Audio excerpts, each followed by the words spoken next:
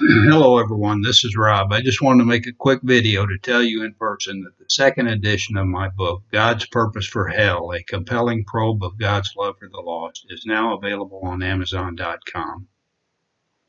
You can get it in the paperback if you prefer, and I also made it in the Kindle format for a very nominal price.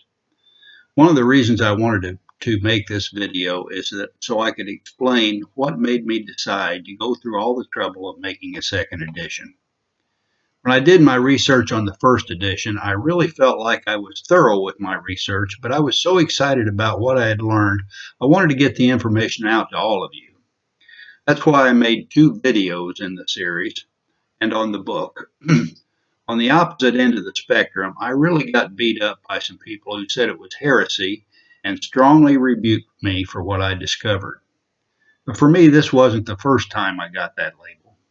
As most of you know, I was raised in a cult, and when I did my research and left the cult, I was shunned by my family. I want you to know that my parents actually died thinking I was an apostate. That's about as terrible as it gets. But I took to heart the passage that they taught me when I was a child that was 1 Thessalonians 5:21 that says, "Make sure of all things, hold fast what is good." I was very thorough and had every confidence that my research on that cult was actually true. I had no doubt about it. When I did my research for the second edition of God's Purpose for Hell, I found that it was very valuable to me. I wanted to see if there was any basis for the powerful criticism I received from brothers and sisters in Christ, to whom also I believe to be my friends. You see, the problem is that when most people learn things, they close their minds to anything new. This passage that I quoted above is irrelevant to them. Make sure of all things, hold fast to what is good. They think, why should I look into these matters? Because of the blood of Christ, I'm saved. And I think that is just wrong on so many levels. Because once you close your mind to everything, you cease to grow, and in that you miss out on some really great blessings. As you probably know, the Bible promises rewards for those who diligently seek the truth in these matters. All of this is explained in one of the later chapters in the book.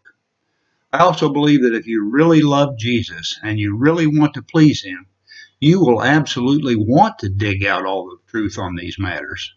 If you sincerely come to a different conclusion on the matter after digging it out, I believe you will still get a reward because you have done it out of the love of God. But remember, you can con me if you want to, but you can't con God. He reads hearts. If there is one big thing that I have learned on the research on this book, it is that the love of God is absolutely inescapable. Remember in the parable of the lost sheep, Jesus gave the illustration, and he said, "What do you think? If a man has 100 sheep and one of them has gone astray, he does not leave the 99 on the mountains and go in search of the one, does he not? Leave the 99 on the mountains and go in search of the one that went astray? And if he finds it, truly I say to you, he rejoices more over it than over the 99 that went astray." And then Jesus finishes with this very powerful statement.